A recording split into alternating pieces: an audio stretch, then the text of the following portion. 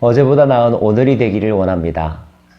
역사에서 얻은 교훈을 통하여서 발전적인 삶을 살아가는 여러분 모두가 되기를 바랍니다.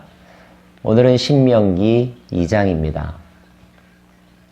가데스 바네아에서의 사건으로 인하여서 하나님의 진노를 얻은 이스라엘 백성들, 그들의 그 다음 여정은 어찌 되었을까요? 그들이 홍해길을 따라 광야로 들어갔다라고 기록되어 있습니다. 그리고 에돔 족속의 땅을 건너고 모압 족속의 땅을 지나고 암몬 족속의 땅을 지나는 이야기가 기록되어 있습니다. 그 과정 중에서 하나님은 가능하면 그들과 싸우지 말 것을, 그들에게 대가를 치르고 먹을 것과 필요한 것들을 공급받을 수 있기를, 그들과 싸우지 아니하고 그 길을 통과하기 위하여 평화를 먼저 제안할 것을 말씀하여 주셨고, 에돔 족속도 모압의 사람들도 그리고 암몬의 사람들도 큰 전쟁 없이 그 길을 통과하게 된 것을 말씀이 보여주고 있습니다. 그리고 14절 말씀에 보면요, 가데스 바네아에서 떠나 세렛 시내를 건너기까지 38년 동안이라, 이때는 그 시대의 모든 군인들이 여호와께서 그들에게 맹세하신 대로 진영 중에서 다 멸망하였나니 여호와께서 손으로 그들을 치사 진영 중에서 멸하신 고로 마침내는 다 멸망되었느니라. 진영 중에서 군인들이 다 멸망하였다, 이런 표현이 나옵니다. 여기서 군인들이라 함은 바로 이스라엘 군인들을 의미합니다. 출애굽한 지 2년째 되는 해 2월 1일에 그들이 인구조사를 한 적이 있죠. 인구조사의 대상은 20세 이상인 남자들, 전쟁에 참여할 수 있는 남자들을 대상으로 하였는데, 그 군인들을 일컫는 말입니다. 그런데 이 말씀에 의하면 그 군인들이 어찌 되었습니까? 38년 동안 그들이 다 멸망하였다, 죽었다, 또는 세대교체가 되었다, 이런 뜻입니다. 가데스 바네아 사건 이후로 그들이 가나안 땅에 들어가는 진입이 지연되었는데, 그것은 단지 시간만 경과된 것이 아니라 세대 교체가 일어나는 과정이었습니다. 그들은 하나님의 군대로 부름을 받았습니다. 그리고 하나님의 명령을 따라 진군하였고, 하나님의 명령에 따라 싸움에 임했어야만 했죠. 하지만 그들이 보여준 결정적인 잘못은 무엇입니까? 그들은 가데스 바네아에서 정탐꾼의 보고를 들은 후에 여전히 과거지향적인 모습에서 벗어나지 못하였습니다. 분열적인 사고, 자신들의 말과 행동이 공동체에 어떤 영향을 끼칠 것인가에 대해서 생각이 깊지 못했습니다.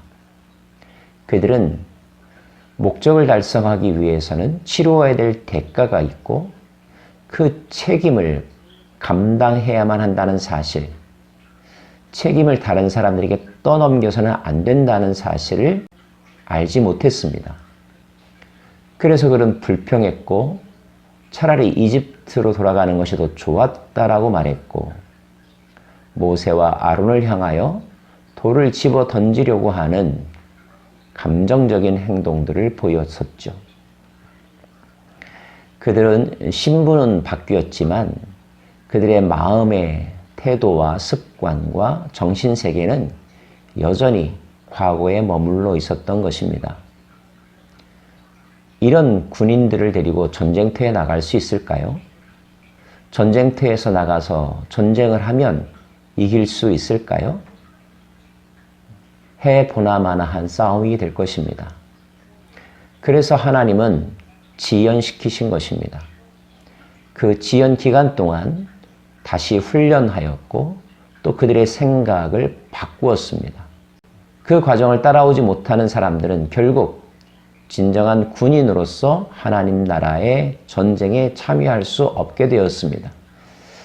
오늘 군인들이 멸망하였다라고 하는 말은 바로 세대의 교체, 정신적인 새로운 무장, 새로운 각오와 새로운 팀을 편성했다는 것을 의미할 것입니다.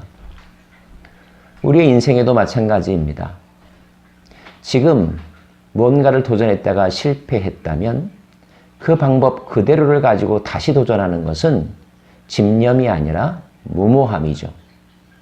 다시 도전하려고 한다면 목적은 그대로일지 모르지만 그 목적을 향하여 나아가는 우리의 태도와 마음가짐과 우리가 가져야 될 무기는 달라져야 하는 것입니다. 실패를 되풀이하는 것은 어리석은 일입니다. 실패를 통하여 우리는 새로워져야 합니다.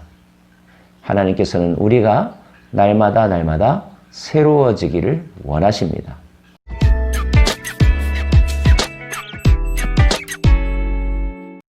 에돔 사람과 모압 사람과 암몬 사람의 땅을 비교적 평화롭게 통과한 이스라엘 백성들은 24절에 가면 이제 전쟁을 치르게 됩니다. 그 대상은 바로 아모리 사람 헤스본의 왕이었습니다. 그 왕의 이름은 시혼이라는 사람이었죠. 이제까지와는 달리 헤스본 왕인 시혼과 전쟁을 치르게 됩니다. 먼저는 평화를 선언하죠. 길을 통과해달라고 요청합니다. 하지만 헤스본 왕 시혼은 그것을 거절합니다. 24절 말씀, 너희는 일어나 행진하여 아르논 골짜기를 건너라. 내가 헤스본 왕 아모리 사람 시혼과 그의 땅을 내 손에 넘겼은즉 이제 더불어 싸워서 그 땅을 차지하라. 오늘부터 내가 천하만민이 나를 무서워하며 너를 두려워하게 하리니 그들이 내 명성을 듣고 떨며 너로 말미암아 근심하리라 하셨느니라. 이제 드디어 전쟁해야 될 때가 왔습니다. 이것은 이스라엘 사람들이 그들의 사고방식과 태도가 달라졌음을 의미하는 것이고요. 또 한 가지, 약속의 땅의 경계에 들어섰다는 것을 의미합니다. 그리고 그 약속의 땅에서 저항하고 방해하고 공격하는 적을 만났다는 것을 의미하기도 하죠. 헤스본 왕 시혼은 이스라엘 사람들이 통과할 길을 요청했었을 때에 조롱하면서 허락하지 아니합니다. 30절 말씀, 헤스본 왕 시혼이 우리가 통과하기를 허락하지 아니하였으니 이는 내 하나님 여호와께서 그를 내 손에 넘기시려고 그의 성품을 완강하게 하셨고 그의 마음을 완고하게 하셨음이 오늘날과 같으니라. 결국 전쟁이 일어나게 됩니다. 결과는 어떻게 되었을까요? 시온이 그의 모든 백성을 거느리고 나와서 우리를 대적하여 아하스에서 싸울 때에 우리 하나님 여호와께서 그를 우리에게 넘기심에 우리가 그와 그의 아들들과 그의 모든 백성을 쳤고 결국 큰 승리를 거둡니다.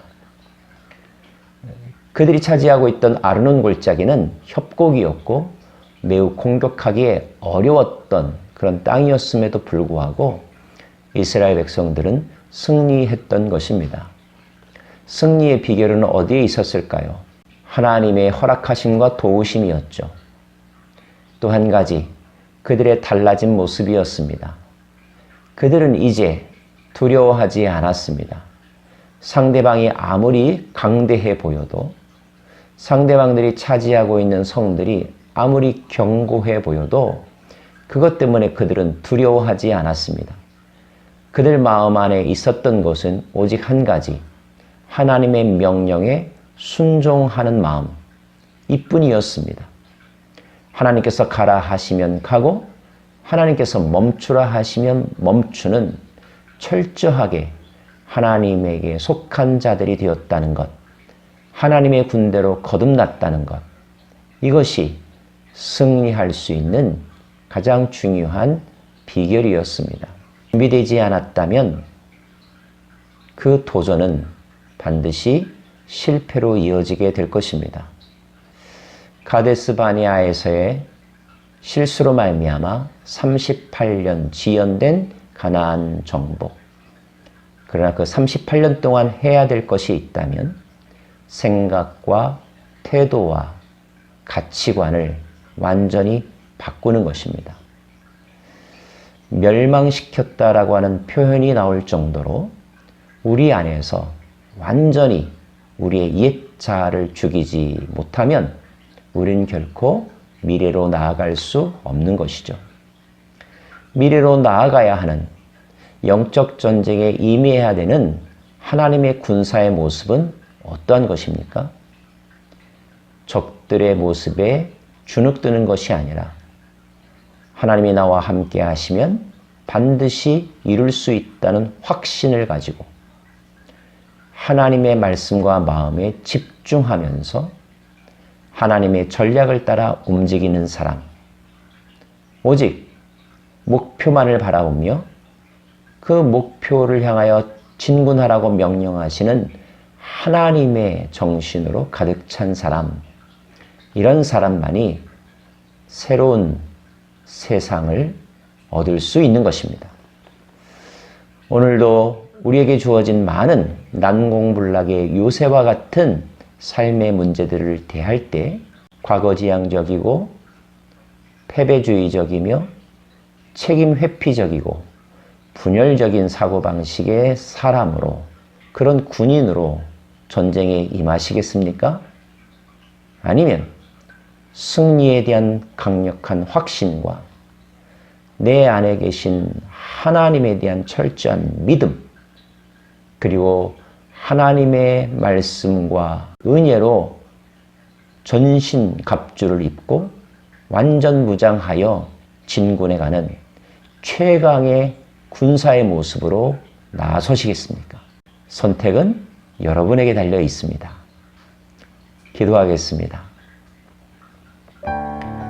하나님, 우리에게 헤스본 왕 시온 앞에 선 군인의 모습, 강력한 하나님의 군사의 모습 갖추게 하여 주시고, 이를 위하여 우리가 더 준비해야 되고 훈련받아야 되고 죽여야 될 우리의 옛 자아의 모습들이 있다면 미련을 두지 말고 주저하지 말고 철저하게 십자가에 못 박고 성령의 새로운 사람으로 거듭나는, 성령으로 거듭난 새로운 군대 되게 하여 주옵소서.